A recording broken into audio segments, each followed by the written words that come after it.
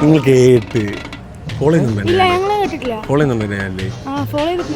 കണ്ടപ്പോ തോന്നി എടുത്തു വെച്ചോണ്ടിരിക്കുക കള്ള കൽവ്.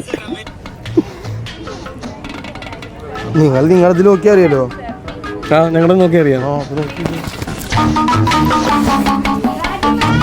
ഇത് തന്നെ നീ കേൾ ചാനൽ തൊട്ട് തീരെ കിടപ്പുണ്ട്. ഇത് ഫോളോ ചെയ്ത് വെച്ചേക്കുവാ.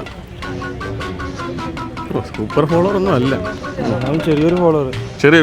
നിനക്ക് എന്തെങ്കിലും ഞാനൊരു ഗിഫ്റ്റ് തരും ബ്രോ, അല്ലേ?